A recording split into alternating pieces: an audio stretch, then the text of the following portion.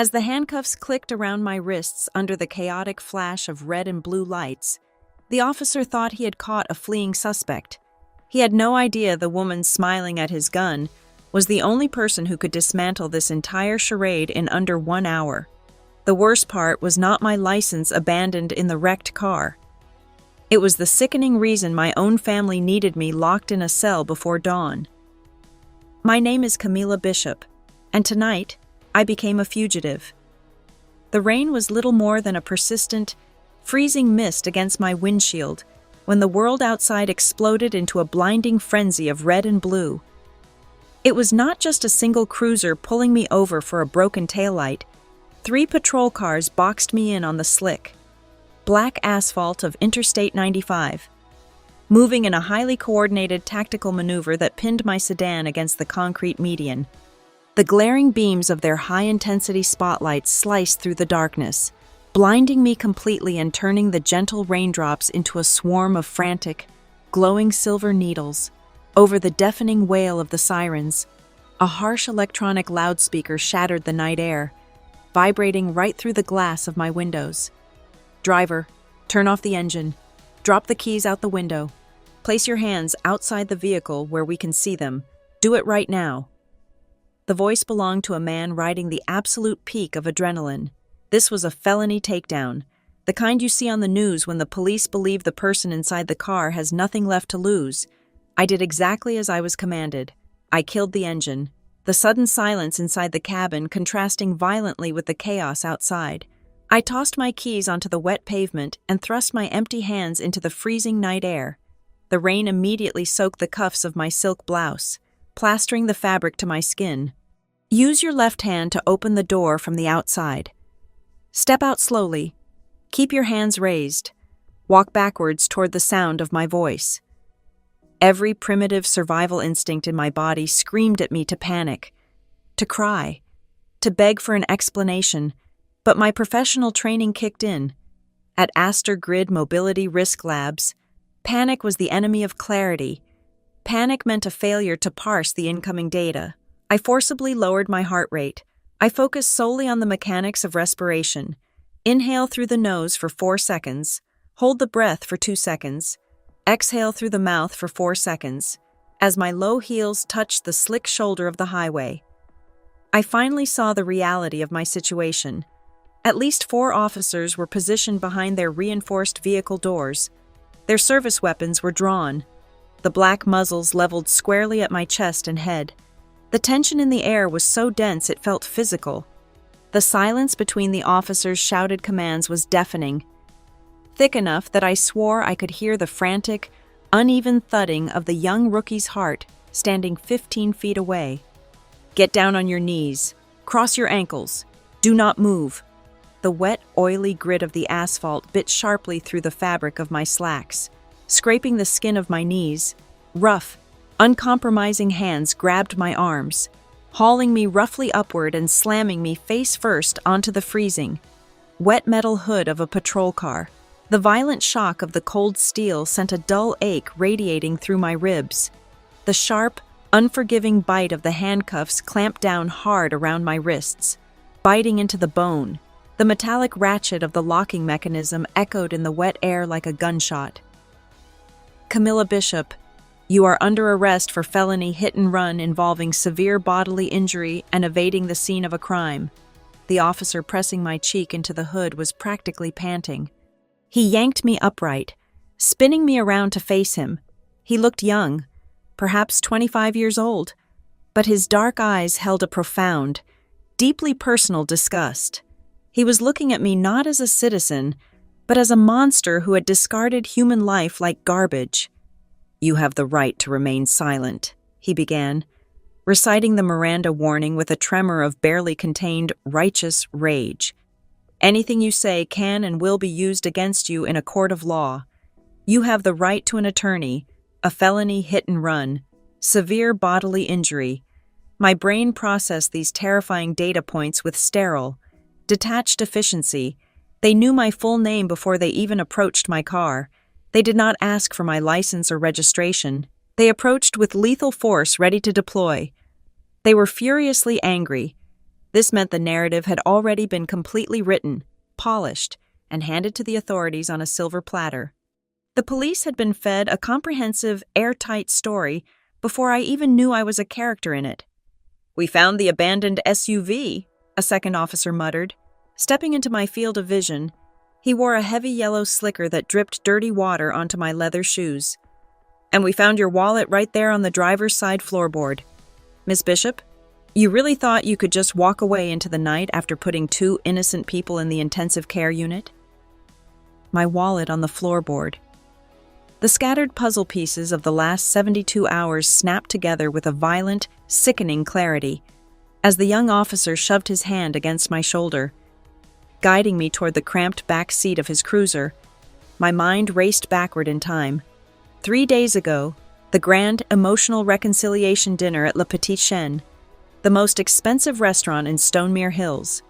My mother, Elaine, had practically demanded the gathering, insisting we mend all familial fences before the upcoming wedding, the absolute social and financial event of the season. My sister, Sloane, the eternal golden child of the Bishop dynasty, had thrown her arms around my neck at the coat check. She had sobbed dramatically, pressing her tear-stained face into the lapel of my charcoal coat, begging for a fresh start. But in that moment, I had felt a momentary, vague annoyance. She had held me just a fraction of a second too long. Her manicured hands had fumbled against my deep pocket. I had not checked my secondary leather clutch since that evening. My spare driver's license was gone. Sloane. It was always Sloane. From wrecked European sports cars in high school to stolen corporate credit cards in college. My father Martin and my mother had always paved over her trail of destruction with their immense wealth and political influence.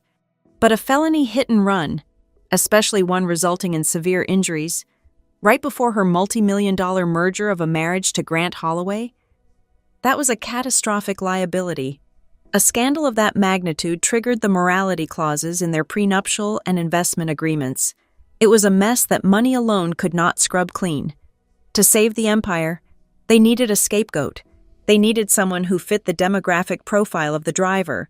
They needed the estranged daughter who already had a reputation for being difficult. They needed me. "Not gonna say anything?" the young arresting officer sneered, slamming his heavy hand on the roof of the cruiser as I ducked my head and slid into the cramped, plastic-lined back seat. "Cat got your tongue now that the adrenaline is wearing off and you are sober?" Every human instinct inside my chest screamed at me to fight.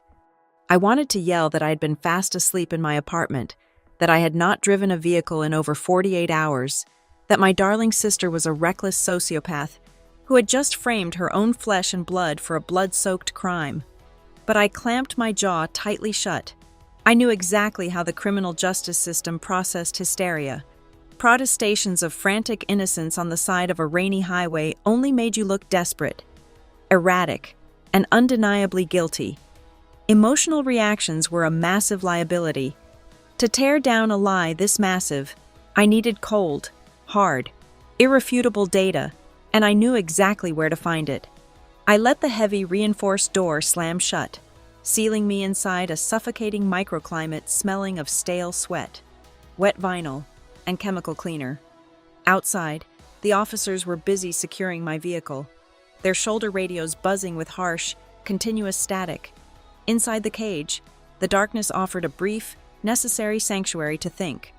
I leaned my wet head back against the rigid plastic partition dividing the front and rear seats. Through the rain-streaked window, intermittently illuminated by the relentless, blinding strobe of the emergency roof lights, I caught my own reflection in the glass. I was drenched.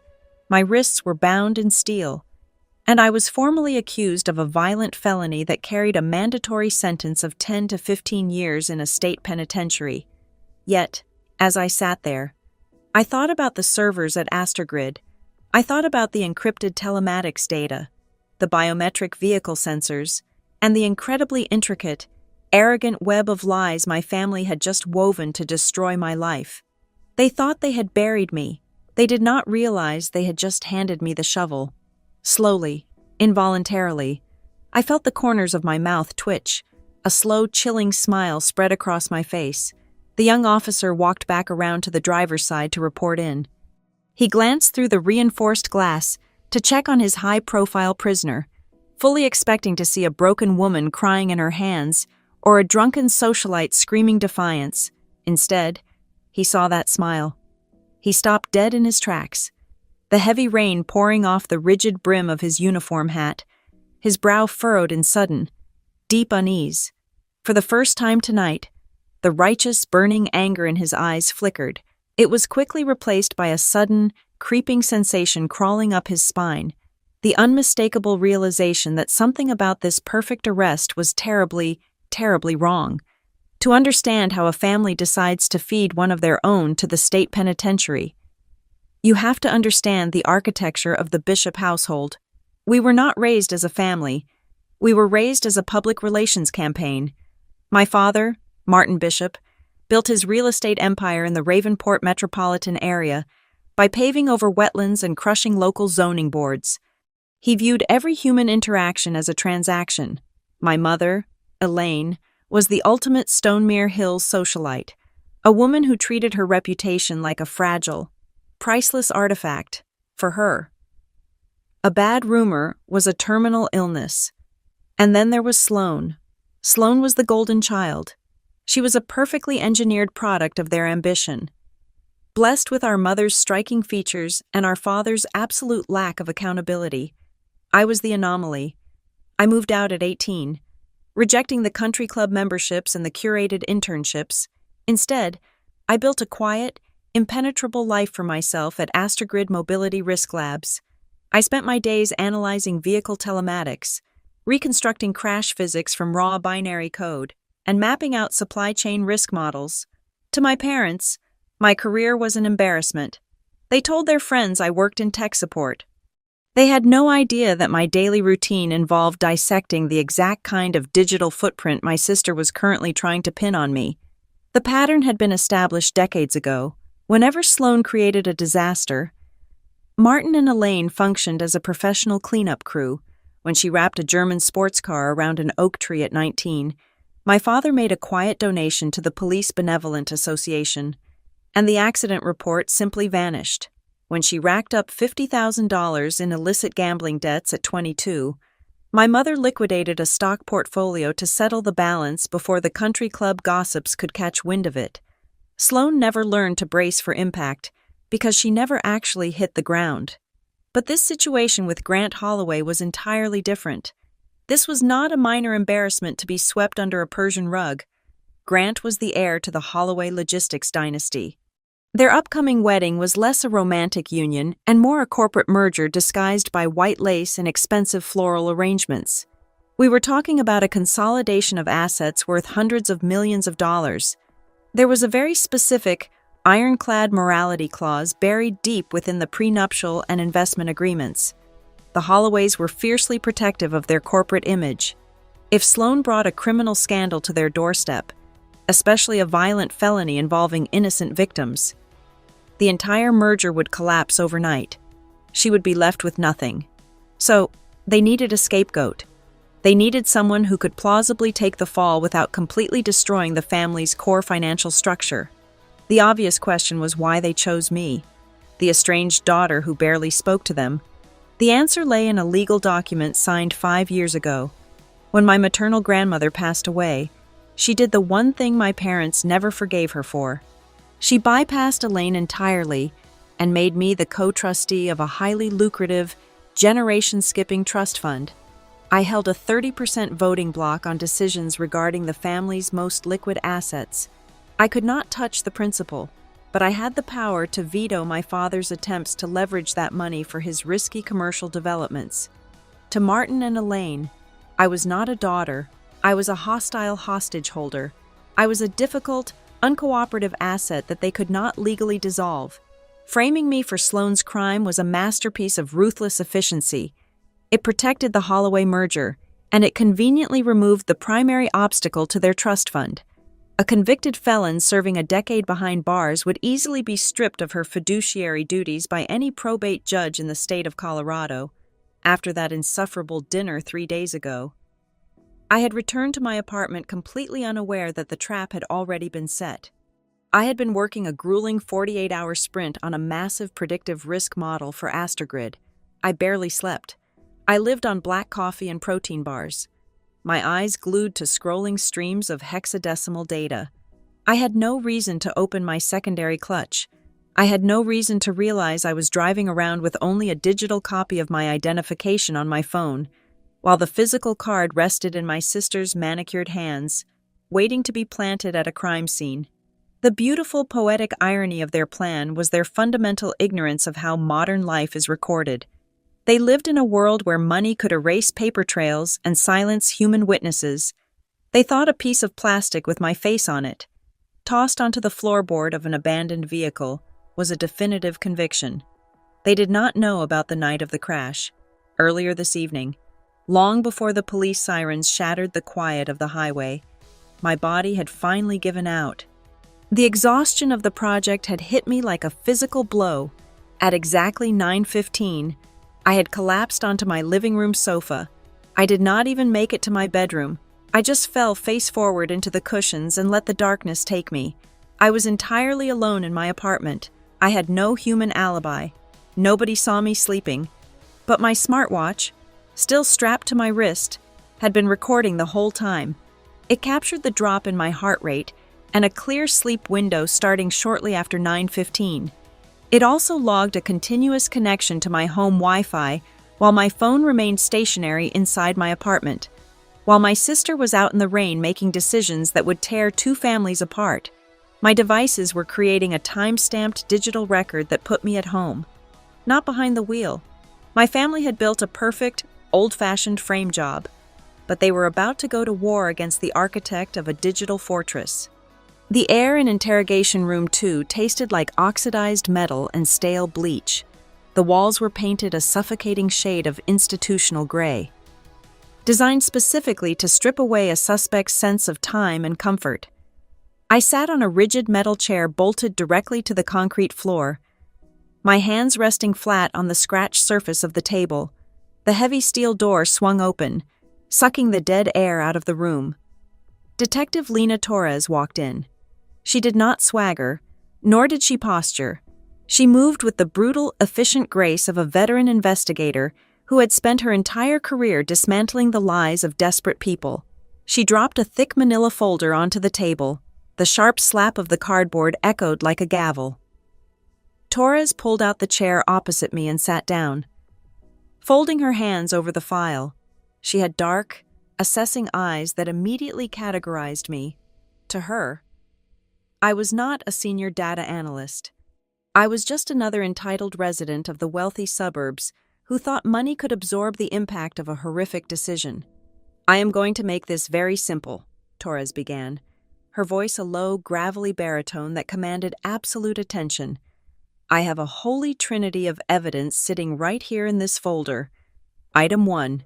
We found your physical driver's license wedged against the floor mat of the driver's side of the abandoned vehicle. Item 2. We received an anonymous emergency dispatch call exactly 4 minutes after the collision. The caller provided a flawless physical description of you fleeing the scene on foot, right down to the specific charcoal wool coat you were wearing earlier this evening. Item 3. The vehicle belongs to a direct affiliate of your immediate family. The registration connects the dots in a perfectly straight line." She leaned forward, invading my physical space, letting the weight of the accusations settle over me. "This was not a fender bender. You hit a commercial delivery van. There were 2 adults inside. The passenger sustained a shattered collarbone. The driver is currently on an operating table undergoing a 6-hour spinal fusion because of the sheer velocity of the impact. If you take ownership of this right now, the district attorney might look favorably on your cooperation. If you force us to hunt down the surveillance footage and run the forensics, they will bury you under the maximum penalty." I maintained steady eye contact. I did not break my posture. I did not offer a tearful apology. Nor did I immediately scream the name of the person I knew was actually responsible. I knew that throwing wild accusations without proof would instantly classify me as a hostile, unreliable narrator.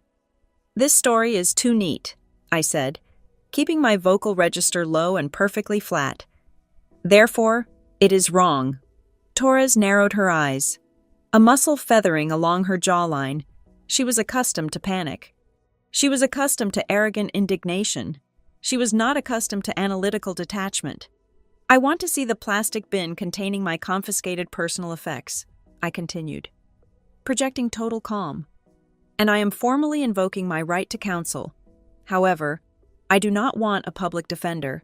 I want you to dial the emergency hotline for the corporate legal department at Grid Mobility Risk Labs. I require our on-call attorney to be present on speakerphone to observe the chain of custody for what I am about to show you.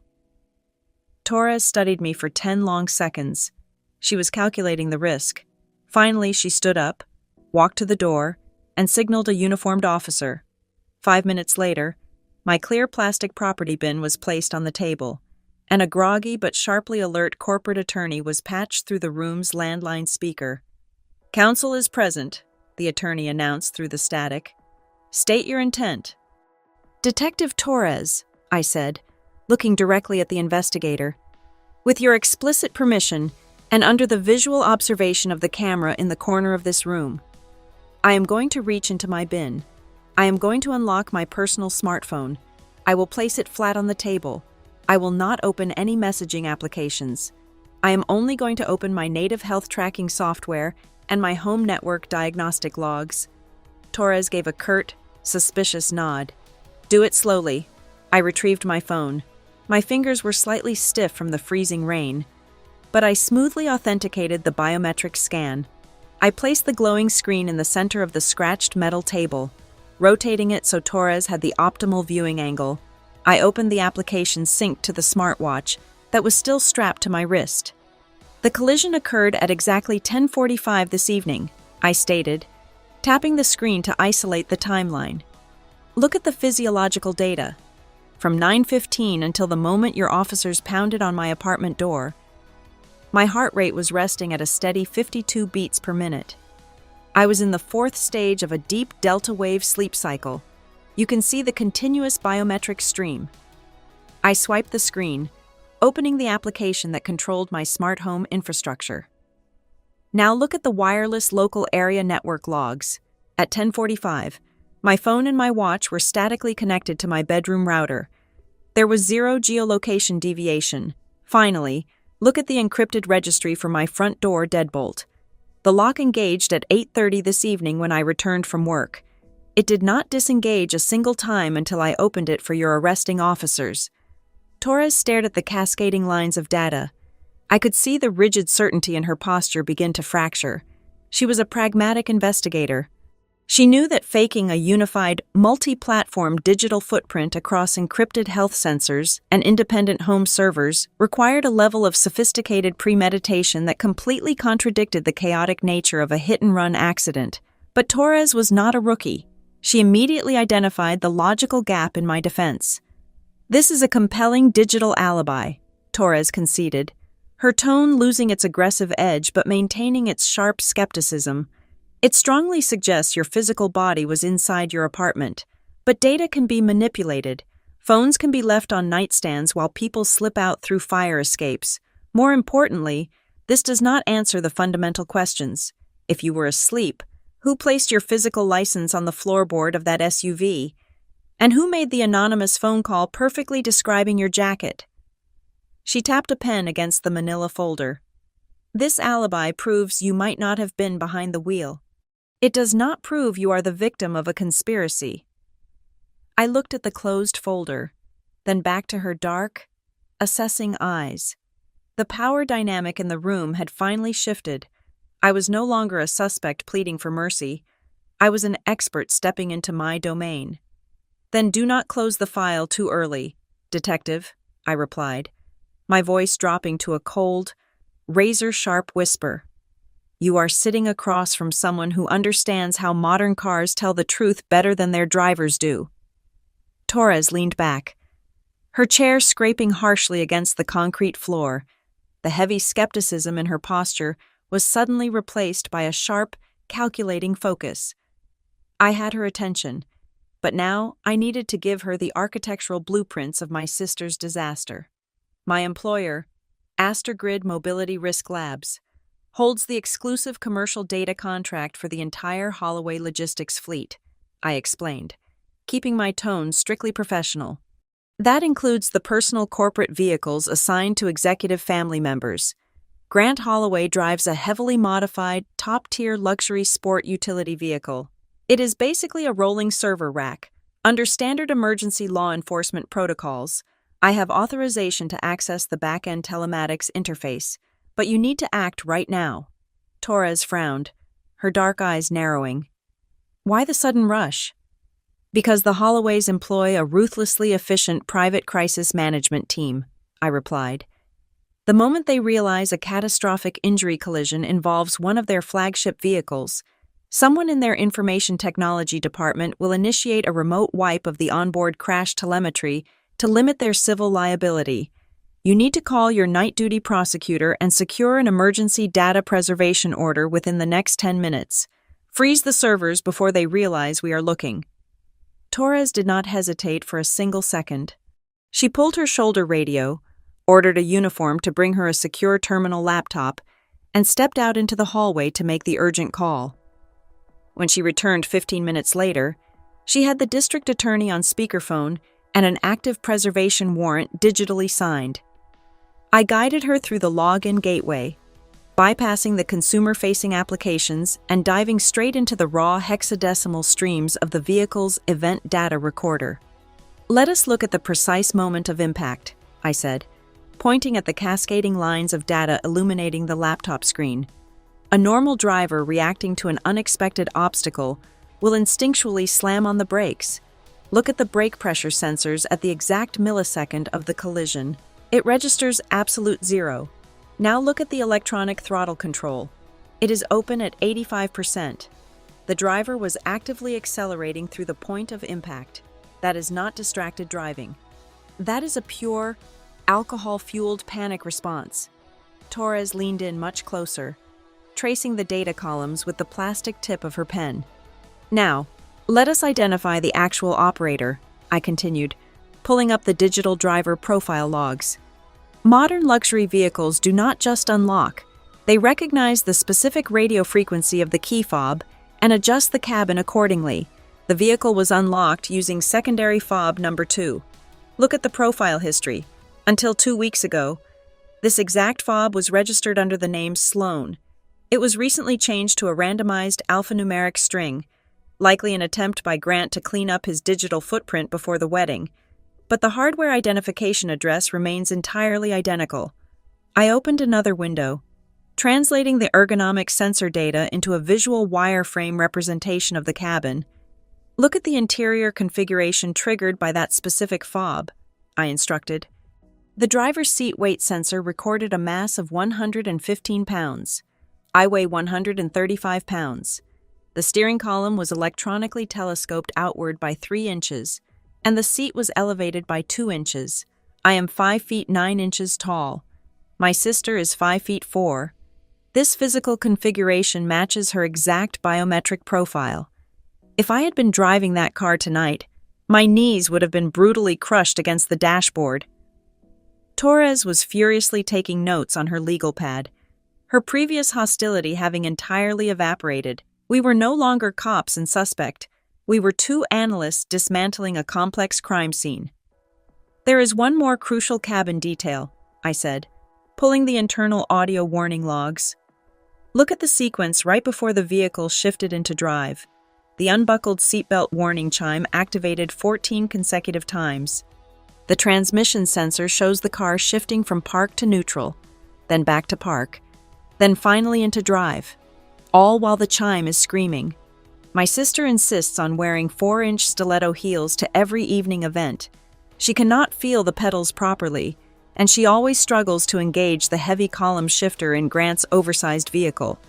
Torres picked up her tactical tablet and pulled up a traffic camera image her team had just secured from an intersection 2 miles from the crash site. She slid the glowing screen across the table toward me. The visual resolution is garbage because of the heavy rain, Torres admitted, pointing to the blurred, pixelated image of the sport utility vehicle blowing through a yellow light. We cannot pull a definitive facial recognition match from the driver's seat, but look at the directional vector. The vehicle is heading northbound on Route 109. That highway does not lead to your downtown apartment. That route goes directly up the mountain, straight toward the gated entrance of the Stonemere Hills Estates. She sat back, lacing her fingers together and resting them on her chin. The atmosphere in the interrogation room had fundamentally shifted. The oppressive weight of the false narrative was lifting, replaced by the cold, undeniable truth of the raw data points. "All right, Bishop," Torres said, her voice dropping to a low, respectful murmur. "You just proved to me that your physical body was not behind the wheel. The telematics, the weight sensors, the routing vector all point directly to your younger sister. A competent defense attorney would have an absolute field day with this in court. You are essentially cleared of the physical hit and run." She paused, letting the heavy silence hang between us for a long moment. "But," Torres continued, "proving your sister drove the car does not prove your family orchestrated a criminal conspiracy to frame you. It does not prove who planted your physical license on that floorboard, and it absolutely does not prove who made that anonymous false report to our dispatch center. Right now, your sister can easily claim she panicked, fled, and dropped your license by accident because she borrowed your jacket, without direct evidence of witness tampering and filing a false police report. I cannot touch your parents or the Holloway kid. This just becomes another rich girl getting a slap on the wrist for a reckless driving misdemeanor." She expected me to nod. She expected me to demand my immediate release, call a taxi, go back to my apartment, and let the corporate lawyers handle the rest of the messy fallout. Instead, I placed my hands flat on the scratched metal table and looked her dead in the eye. "I do not want to go home, Detective," I said quietly, the cold anger finally bleeding into my voice. "If we stop right now, my father will just hire a dozen crisis managers to muddy the waters and blame a software glitch. I do not want to just clear my name. I want to burn their entire safety net to the ground. I want you to keep me in custody on paper. Keep the arrest record active in your system. Let my family believe their brilliant plan worked perfectly." Torres raised an eyebrow, a genuine spark of respect igniting in her dark eyes. "What exactly are you asking me to do?" "I am asking you to let me help you reconstruct the exact script they used to put me in this chair," I replied, a chilling calmness settling over me. "Let me go back into their world. Let me be the bait." Torres crossed her arms, the harsh fluorescent light casting deep shadows across her face. We were no longer looking at a simple traffic collision. We were staring at the blueprint of a multi-million-dollar corporate fraud scheme masquerading as a tragic family misunderstanding. "Open a new browser tab," I instructed, my fingers hovering over the laptop keyboard we had just used to dissect the vehicle telemetry. "Navigate to the Public Financial Registry for the state of Colorado. Search for Bishop Holdings and Holloway Logistics." Torres typed the commands. A cascade of recent corporate filings filled the screen. "My sister's wedding is not a celebration of love," I explained, scanning the densely worded legal documents. "It is a highly publicized ribbon-cutting ceremony for a massive joint venture. Look at this schedule of assets. My father has been aggressively acquiring cheap, unzoned land along the interstate corridor for the past 18 months. Grant Holloway's family needs exactly that type of real estate to build out their next-generation automated distribution hubs. They are merging their assets to create a logistics empire worth at least $85 million. The final contracts are scheduled to be executed this Friday, exactly 4 days from now." I pointed to a specific paragraph buried deep within the investor disclosures.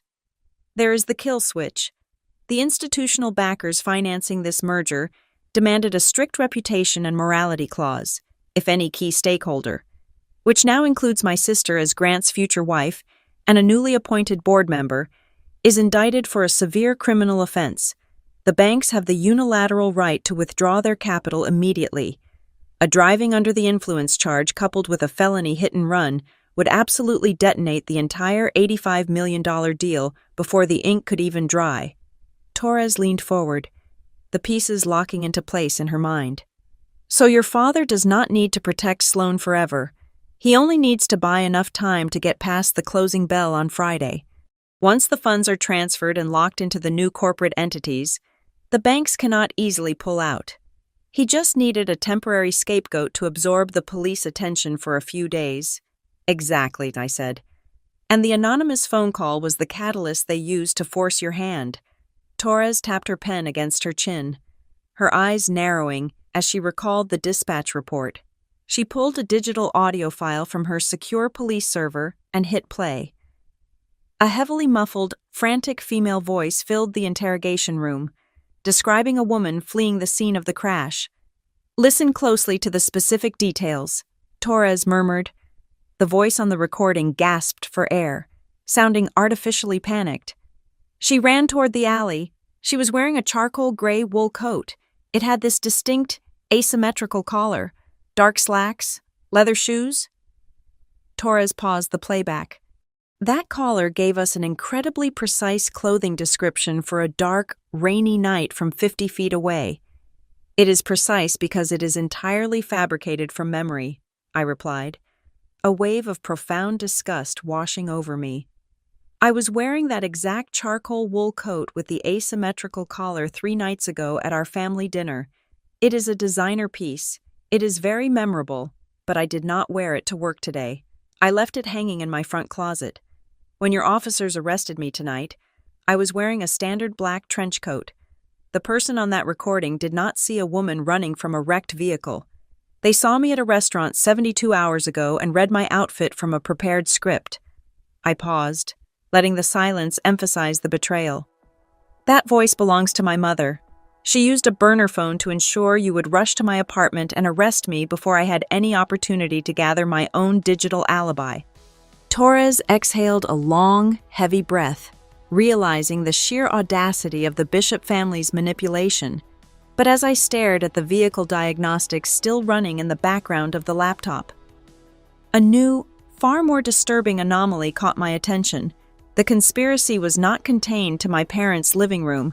It had infected the Holloway empire as well. "Detective, we need to look closer at the owner of that sport utility vehicle," I said, my voice dropping to a harsh whisper. "Grant Holloway is not just a victim of my sister's reckless driving. He is an active participant in the cover-up." I maximized the technical dashboard for the SUV's advanced driver assistance systems. Modern luxury vehicles are equipped with mandatory automatic emergency braking and pre-collision throttle override, I explained, highlighting a specific string of red text in the system log. If the radar detects an imminent high-speed impact, the computer takes control away from the driver. It forces the brakes to engage, but as we saw earlier, my sister accelerated straight through the commercial van. The computer never intervened. I pointed to the timestamp on the error code. The emergency braking system did not fail tonight. It was manually disabled using a master administrative override exactly 14 days ago. Furthermore, look at the active global positioning system polling data from the minutes immediately following the crash. The vehicle was abandoned, but the onboard diagnostics show the engine was turned off, and then a secondary Holloway corporate fleet vehicle pinged its location less than 2 blocks away within 8 minutes. Torres stood up. Pacing the short length of the interrogation room, the stakes had just multiplied exponentially. "Your sister panicked and called Grant," Torres deduced, her voice sharp with adrenaline. "He used his own logistics network to dispatch a cleanup vehicle. He extracted her from the perimeter before our first responders even arrived. He manipulated the car's safety features weeks ago, likely because he drives recklessly himself. And tonight, he actively tampered with a major crime scene to protect his own massive financial merger." This was no longer just a toxic family dynamic. This was a synchronized, multi-party criminal enterprise. My parents had orchestrated the legal framing and the false witness reports to serve me up to the police. Grant Holloway had managed the physical extraction and the digital manipulation of the vehicle to ensure his fiancée vanished without a trace. They had built a perfect, interlocking wall of plausible deniability, completely confident that I would quietly take the fall to protect the family name. Torres stopped pacing. She turned to face me, planting her hands firmly on the edge of the metal table. The pragmatic, hard-nosed detective had completely vanished, replaced by a woman staring at a massive, career-defining web of corruption. She had all the technical data she needed to clear my name. She had enough circumstantial evidence to bring them all in for questioning. But questioning was not a conviction, and an early arrest would only trigger a swarm of high-priced corporate defense attorneys who would spend the next 5 years burying the truth under endless legal motions. Torres looked deep into my eyes, presenting me with the ultimate tactical choice. "I have enough right here to rip up your arrest warrant and walk you out the front door," Torres said evenly. "I can send units to pick up your parents, your sister, and the Holloway heir before the sun comes up, but you know exactly how that plays out. They will lawyer up, shut their mouths, and blame rogue employees or system glitches. So I need to know your endgame right now. Bishop, do you want me to arrest them tonight with what we currently have? Or are you aiming for something much bigger than a standard arrest warrant?" I looked at Detective Torres, evaluating the immense weight of her offer. The prospect of an immediate arrest was undeniably intoxicating. The image of heavy patrol cars breaching the immaculate iron gates of the Stonemere Hills estate in the dead of night, dragging my parents and my sister out into the freezing rain, offered a sharp, visceral thrill. But I understood the architecture of wealth and consequence better than anyone. I knew exactly how my father constructed his firewalls. "If you arrest Martin Bishop tonight based on telematics and circumstantial routing data," I stated, keeping my voice entirely devoid of emotion, "he will have a strike team of defense attorneys billing $2,000 an hour standing in your lobby before sunrise. They will immediately execute a strategy of compartmentalization. They will argue my sister panicked in a vacuum and that my parents knew absolutely nothing. They will hire independent analysts to claim the vehicle network was vulnerable to a remote cyber attack. They will drag this department into a procedural quagmire for the next 5 years until the district attorney loses the political will to prosecute and the victims are forced into a quiet, heavily non-disclosure-bound financial settlement." Torres crossed her arms, the leather of her holster creaking softly in the quiet room. The prosecutor on the speakerphone remained silent, listening intently to the strategic assessment. "We cannot just clear my name," I continued, leaning closer to the metal table. "We need them to build their own gallows. We need them to actively collude, on the record, while they firmly believe their master plan is succeeding. I want to gather undeniable audio evidence of them coercing me into a fabricated confession. I want you to capture them orchestrating the cover story." "Absolutely not," Torres countered immediately, her protective instincts flaring. "You are a civilian. You are emotionally compromised. Sending you back into a hostile environment to act as an undercover operative is an astronomical liability. If they suspect for 1 second that you are wearing a wire, the situation could turn violent." "This is not a domestic dispute, Detective," I fired back, my tone hardening into cold steel. "Look at the legal definitions of what we have uncovered in the last hour. We are looking at a coordinated criminal conspiracy. We are looking at aggressive witness tampering. We are looking at the foundational steps of a multi-million-dollar corporate insurance fraud. You have the puppet right now. But you need the puppet masters.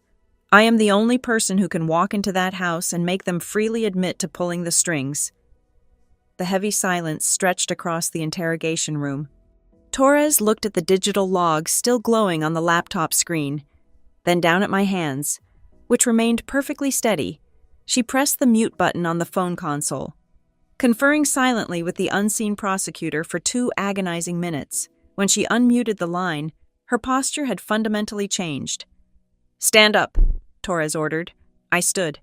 She walked around the table, pulled a small metal key from her belt, and unlocked the heavy steel handcuffs. The brutal pressure vanished, leaving deep red indentations ringing my wrists. I rubbed my skin, feeling the blood rush back into my hands. I was no longer formally classified as the prime suspect in a violent felony. I had just become a confidential cooperating witness. "We keep the original arrest warrant active in the system," Torres instructed, her voice dropping to a low, tactical cadence. "As far as the Ravenport Police Dispatch is concerned, You are currently sitting in a holding cell awaiting arraignment. We maintain total radio silence regarding the telematics breakthrough. We let the Bishop family believe they are winning." She slid a sleek, black smartphone across the table. It was strictly a burner device, configured entirely for law enforcement surveillance. "Make the call," she said. I picked up the device, my mind rapidly constructing the necessary psychological profile. I needed to sound exactly like the person they expected me to be. Broken, terrified, and desperate for the safety of the family name. I dialed my mother's private number. The line rang twice before the connection clicked open. "Hello?" Elaine answered. Her voice was not thick with sleep. She was wide awake, waiting for the inevitable confirmation of her handiwork. "Mom!" I breathed into the receiver, forcing a jagged, hyperventilating tremor into my vocal cords. "Mom, I am at the precinct. They arrested me. They have my license from the crash. They are talking about an indictment before morning." Elaine did not gasp. She did not ask if I was hurt.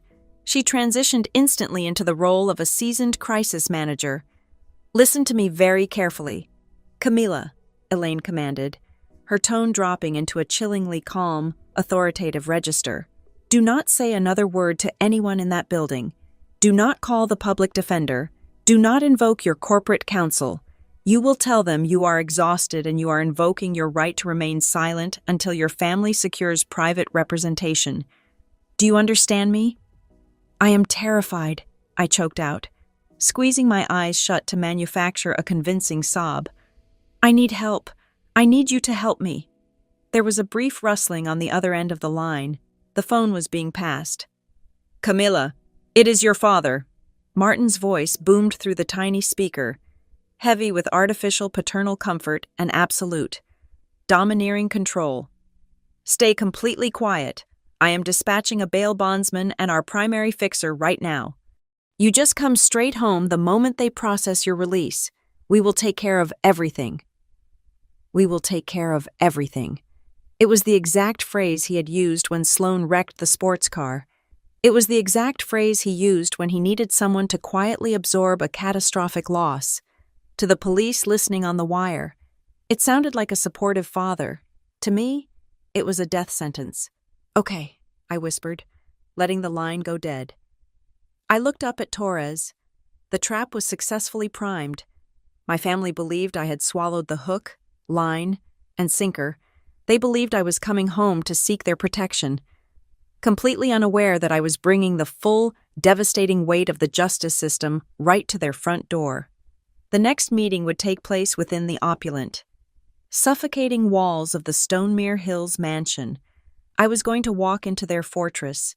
I was going to sit at their mahogany table. But I was no longer the sacrificial lamb. I was the bait, and the hunters were right behind me. The iron gates of the Stonemere Hills estate parted in absolute silence. It was nearing 3 o'clock in the morning. The rain had intensified, but I barely felt the cold.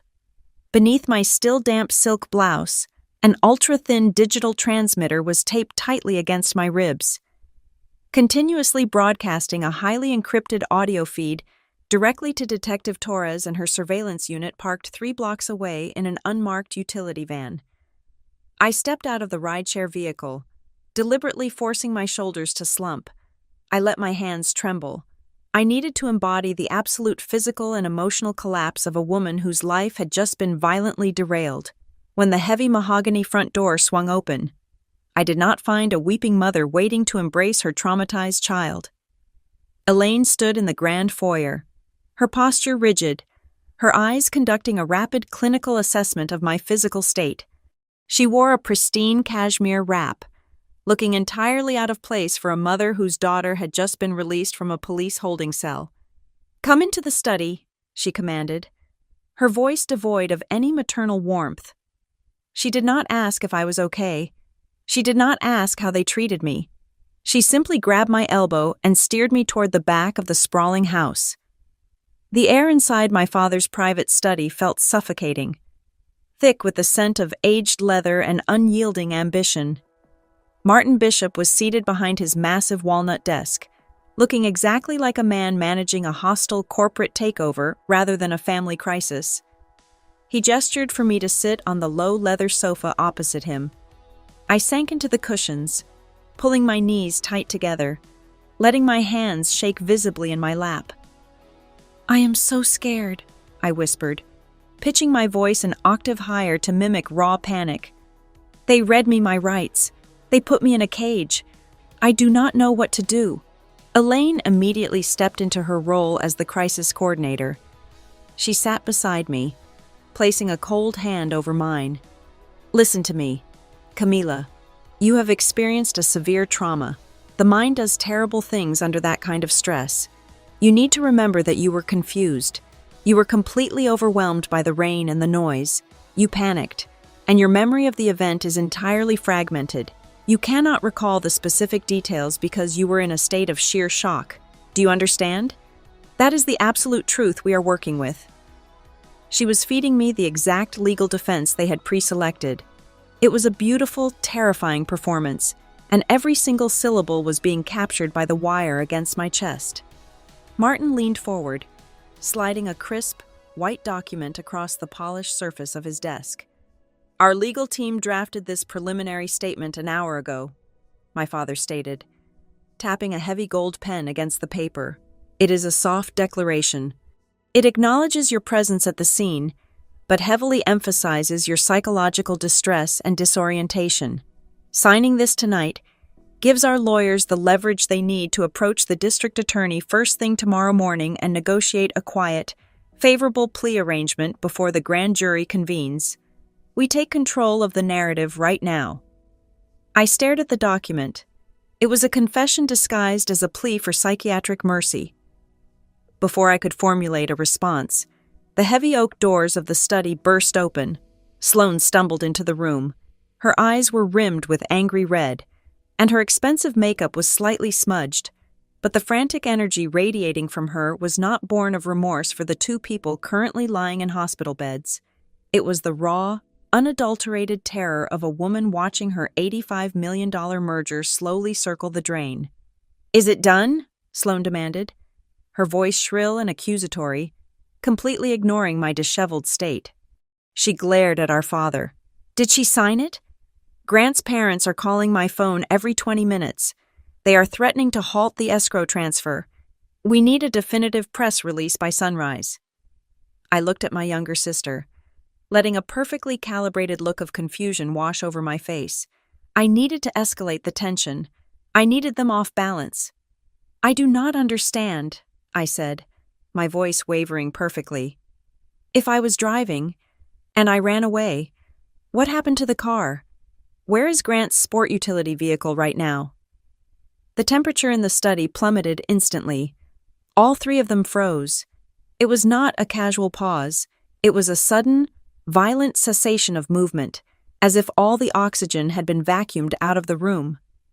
Martin's hand tightened imperceptibly around his gold pen.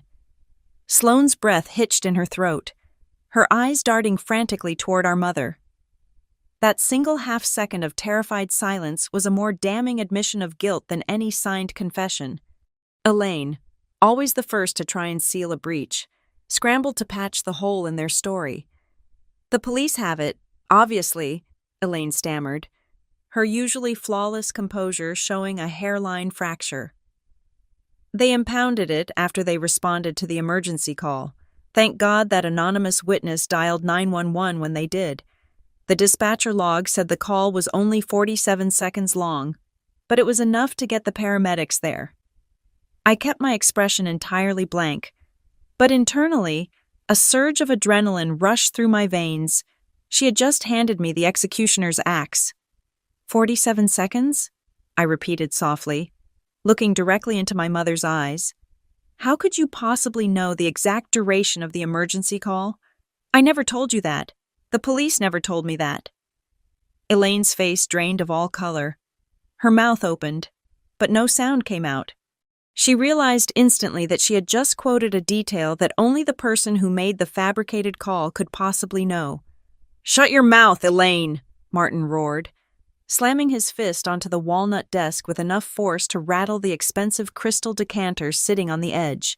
The mask of the calm, calculating patriarch shattered completely. His face flushed dark red with sudden, violent fury.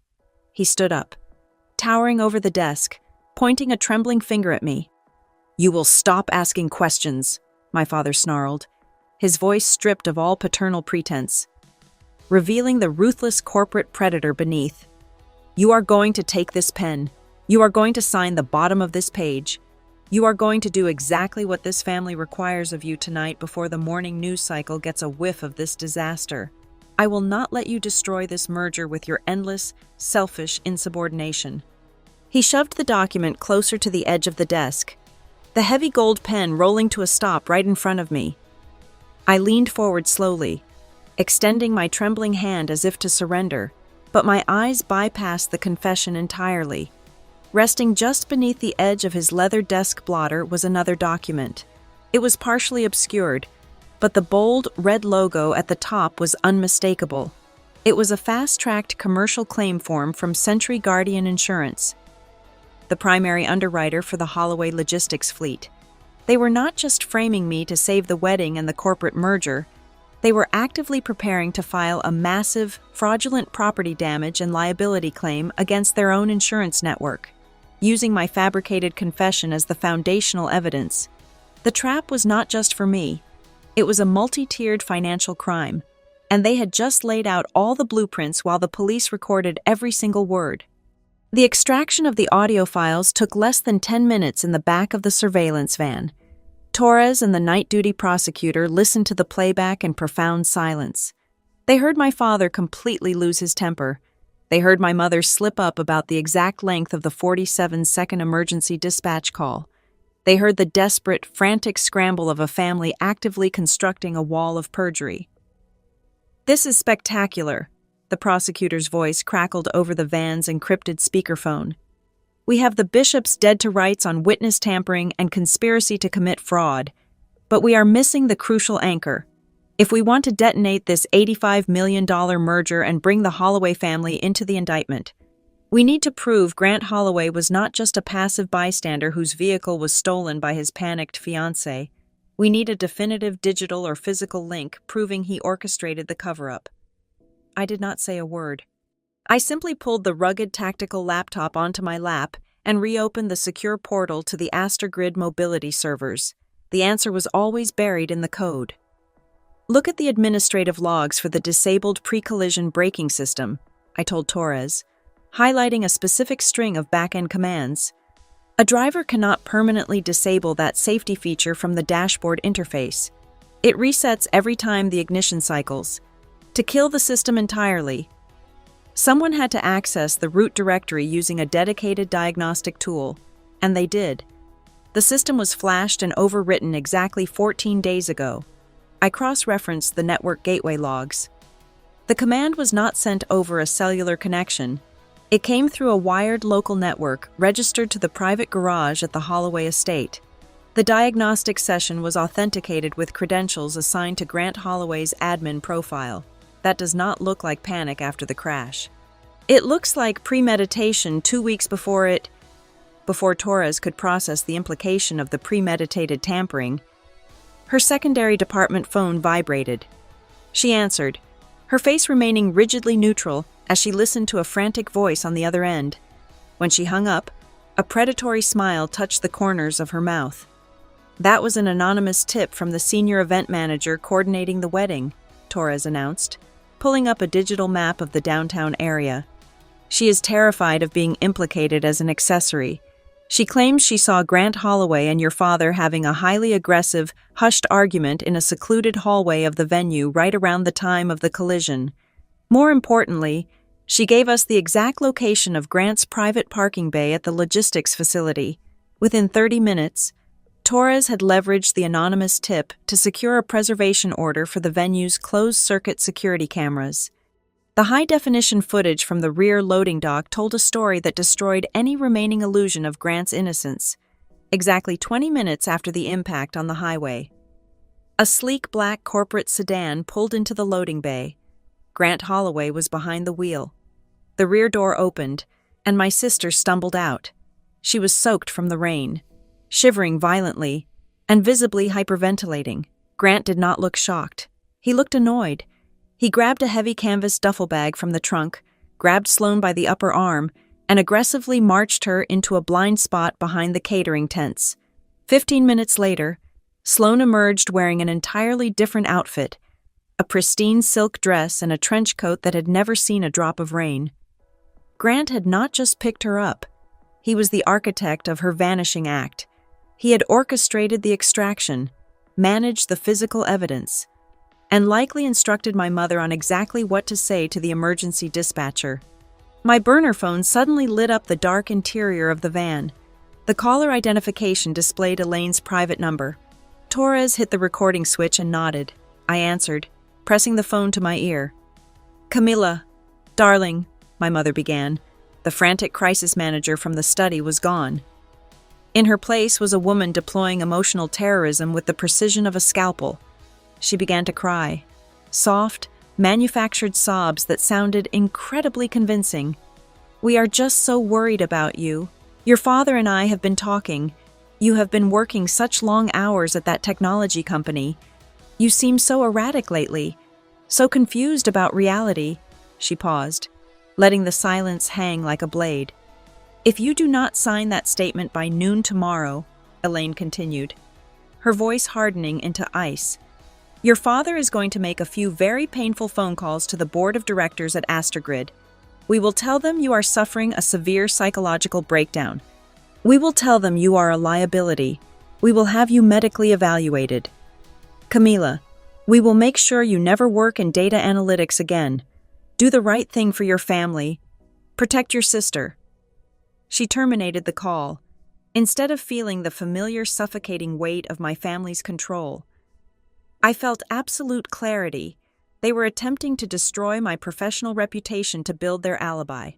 I immediately dialed the emergency contact for Astrogrid's legal department.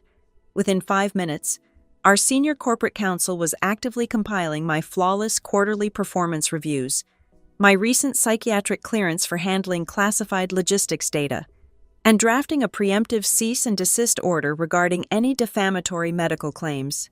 My career was bulletproof. Elaine's threat was completely neutralized before she even hung up the phone.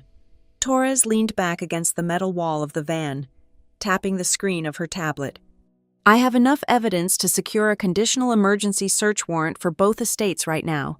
We have the data, the footage, and the audio. Do not execute it yet," I said, my voice steady and cold. "If you raid them now, they will claim they panicked and made a series of poor, isolated decisions. We need them to sit in a room together and actively confirm the final version of the lie. We need them to synchronize their perjury." Right on cue, the burner phone vibrated with an incoming text message. It was from Sloane. The message was short, devoid of any sisterly affection, and dripped with entitlement. "You have to be at the rehearsal dinner tomorrow night. Grant's investors are getting suspicious about the rumors. You need to smile, hold a glass of champagne, and prove to everyone that this family is perfectly united. Do not ruin my life." I looked up from the glowing screen, locking eyes with the detective. We had our stage. The rehearsal dinner was no longer a celebration. It was going to be an ambush. The ballroom of the Grand Azure Hotel in downtown Ravenport was a masterclass in opulent deception. Crystal chandeliers cast a warm, forgiving light over the rehearsal dinner, illuminating the faces of the city's elite and the Holloway logistics executives. I stood near the towering champagne pyramid, holding a delicate crystal flute, playing the exact role my family demanded. I was the prodigal sister, freshly cleared of a tragic misunderstanding, standing as a pillar of family unity, but the room was not just filled with wealthy investors and socialites. The bartender pouring top-shelf bourbon was an undercover narcotics detective. The tall, broad-shouldered man checking invitations at the Velvet Rope was a senior tactical officer. Even the woman adjusting the floral centerpieces was a digital forensics expert. Detective Torres had wired the entire venue. We were executing a live-action stage play, and my family had no idea they were the lead actors in their own tragedy. The charade reached its peak when my father clinked a silver spoon against his glass. Martin Bishop commanded the room, a charming, predatory smile plastered across his face. He spoke eloquently about the merging of two great dynasties, then turned his gaze toward me. He demanded I join him at the microphone to offer a toast. It was a calculated legal maneuver. If I stood before 80 of their most important financial backers and praised the family, my father could later use the video evidence to prove I was mentally stable and deeply integrated into the family structure, directly contradicting any future claims of coercion. I walked to the front, my heart beating a steady rhythm against the wire taped to my ribs. I smiled at the crowd. I raised my glass. I delivered a flawless 2-minute speech about the enduring, unbreakable bonds of the Bishop family. The investors clapped politely, completely oblivious to the venom hidden beneath every syllable. Martin beamed, wrapping a heavy arm around my shoulders, securing the digital alibi he thought he needed. 10 minutes later, Elaine materialized at my side. She linked her arm through mine, her manicured nails digging sharply into my skin, and steered me away from the crowd toward a private bridal suite down the hall. Once the heavy mahogany door clicked shut, the doting mother vanished. Elaine reached into her designer handbag and pulled out a thick, unmarked manila envelope. She shoved it into my hands. It was heavy with banded cash. "There is $50,000 in unmarked bills right there," my mother stated, her voice dropping to a harsh, transactional whisper. "Take a vacation. Go to Europe. Just disappear for a few weeks until everything is finalized with the police and the merger is locked. When the dust settles, your father and I will authorize the immediate release of your 30% share of the grandmother's trust fund. You will never have to work another day in your life. Camila, just keep your mouth shut and let us handle the narrative." I looked at the envelope, then at the woman who brought me into the world. She was actively bribing a federal witness. I nodded slowly, playing the part of the bought and paid for scapegoat. While the tiny microphone recorded every devastating word of her felony offer, I slipped out of the suite, claiming I needed to use the restroom, but I intentionally bypassed the main corridor and navigated toward the dimly lit service hallways behind the kitchen. I needed to find Sloane. The pressure of the evening was bound to crack her fragile composure. I found them near the loading dock service elevator. Grant Holloway had my sister backed against a stack of empty catering crates. His face was twisted in sheer, uncontrolled rage. Sloane was sobbing, her hands shaking violently. "I just tried to help," Sloane cried, her voice echoing off the concrete walls. "I deleted the folder from your phone like you asked. I thought it was the right one." Grant slammed his palm against the metal doorframe. "You deleted the local directory. You absolute idiot. You did not disable the automated vendor synchronization protocol. The hotel valet system automatically backs up every single license plate and high-definition facial scan to a third-party cloud server the second a vehicle enters the VIP garage. We manage the highway cameras, but if the police subpoena the hotel's third-party vendor, they are going to see exactly what you were wearing when you stumbled out of my car, 20 minutes after the crash." I stopped breathing. The missing link. They had wiped their own devices and manipulated the city cameras, but they had completely forgotten about the automated data retention policies of private commercial vendors. I immediately turned around and walked briskly back into the ballroom. I spotted Torres disguised in a sharp black catering manager uniform. Adjusting a stack of linen napkins, I walked past her, barely moving my lips. "Third-party valet vendor," I whispered into the ambient noise of the party. "Grant's car, VIP parking garage at the venue from the night of the crash. Secure the automatic cloud backup right now." Torres did not even blink. She simply tapped her earpiece, turned on her heel, and vanished into the kitchen to dispatch her technical team. The digital noose was finally tightening around Grant Holloway's neck. As the evening wound down and the last of the investors filed out into the crisp night air, my father gathered our immediate family near the coat check. His eyes were bright with the arrogant triumph of a man who believed he had successfully outsmarted the world. "Tonight was flawless," Martin declared, adjusting his expensive silk tie. "We stabilized the investors. Tomorrow morning, at 9 o'clock sharp. We are hosting a private brunch at the Stonemere house, just the 5 of us, plus the family attorney. We are going to sit down, finalize the timeline, and get your signature on that formal statement. Camilla, once you sign the paper, this nightmare is officially over. It was the final trap. They were bringing the lawyer to force the confession. I nodded meekly, agreeing to the morning meeting. As my family walked out toward their waiting town car, I lingered near the exit. Torres stepped out from the shadows of the cloakroom. Her undercover uniform traded for her standard trench coat. Her dark eyes were burning with focused intensity. She had heard everything. Torres looked at me, her voice a low, gravelly whisper over the hum of the hotel lobby. Tomorrow is the final move. Either they spring their own trap at the breakfast table, or they smell the smoke and vanish. The morning sun poured through the floor-to-ceiling windows of the Stonemere Hills dining room, illuminating a lavish breakfast spread that no one had touched. It was exactly 9 o'clock. I sat at the far end of the long mahogany table, playing the role of the defeated scapegoat one last time. Across from me sat Martin, Elaine, Sloane, Grant Holloway, and Arthur Penhaligon, the Bishop family's senior fixer and defense attorney. Arthur slid a thick, freshly printed legal document across the polished wood. "This is a voluntary statement of fault," he explained in a smooth, practiced monotone. "It admits you were driving, you panicked, and you fled. We have already negotiated with the district attorney's office. If you sign this right now, we can secure a minimum security facility and early parole." I looked down at the paper, letting my hands tremble violently. Beneath my silk blouse, the police wire was hot against my skin. "I just need to know," I whispered, forcing a tear to spill over my eyelashes. "If I sign this, everything just goes away, right?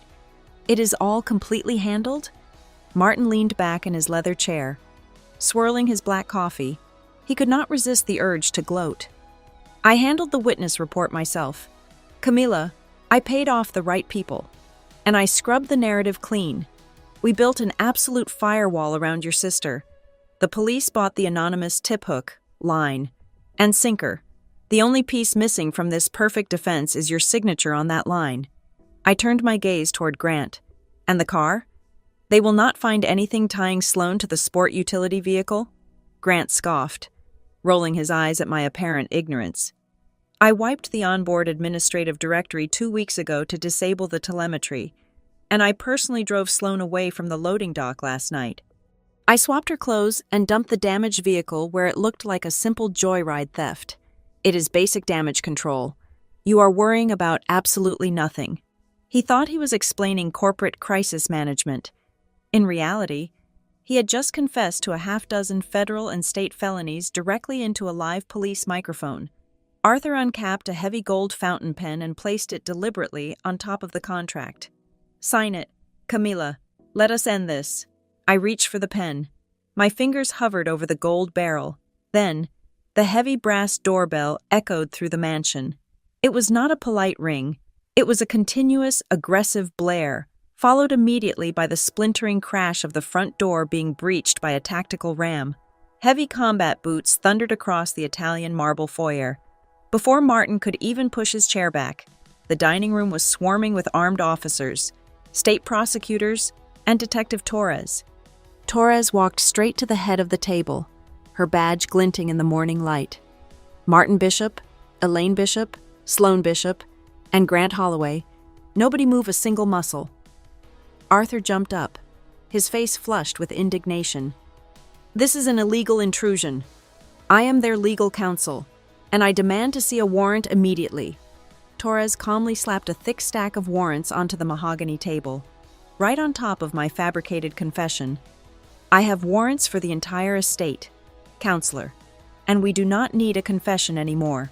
She turned her piercing gaze to my family, who were frozen in varying states of absolute shock. "We have the complete digital alibi proving Camilla was asleep in her apartment. We have the decrypted telematics proving Sloane was driving the vehicle. We have the backup security footage from the hotel valet proving Grant orchestrated the physical extraction. And best of all, We have the last 48 hours of your private family conversations recorded in pristine high definition, including the synchronized perjury you all just confessed to exactly 3 minutes ago." Torres pressed a button on her tactical radio.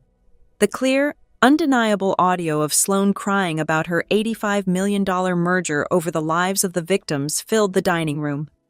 Sloane collapsed forward, burying her face in her hands, a jagged, hysterical scream tearing from her throat. Her perfect wedding, her wealth, and her freedom evaporated in a single breath. Elaine scrambled out of her chair, falling to her knees and reaching out toward the officers, weeping frantically about how she was only trying to protect her baby girl. The facade of the untouchable socialite melted into the pathetic reality of a terrified criminal. Martin's face turned a violent shade of purple. He slammed his fists onto the table, his supreme arrogance blinding him to reality. "You cannot do this. I will have your badge. Torres, I will tie this department up in litigation for the next decade. Nobody says another word." Torres did not flinch. She stepped right into his personal space, pulled her handcuffs from her belt, and delivered the killing blow. "You have the right to remain silent. Mr. Bishop, I highly suggest you use it right now." The satisfying metallic click of the steel cuffs locking around my father's wrists was the most beautiful sound I had ever heard. Within an hour, the Stonemere Hills estate was a crime scene. I walked out the front door a completely free woman. The legal avalanche that followed was swift and merciless. Sloane was indicted for felony hit and run, driving under the influence, and fleeing a crash involving severe bodily injury. Martin and Elaine were hit with massive conspiracy, filing false reports, and witness tampering charges. Grant Holloway lost his corporate empire overnight, indicted for evidence tampering and felony obstruction of justice. 6 months later, I accepted a promotion to Senior Director of Global Telematics at Astrogrid. I legally dissolved my fiduciary obligations to the Bishop Family Trust, severed every financial tie, and never looked back. I built a life on data, and in the end, the data set me free. If you were in my shoes at that breakfast table, would you have sacrificed your future to protect the family name, or let the truth do what it was always going to do? Thanks for listening. If this story resonated with you, tell me where you're listening from in the comments. And if you want more revenge stories like this, please like, subscribe, and support the channel.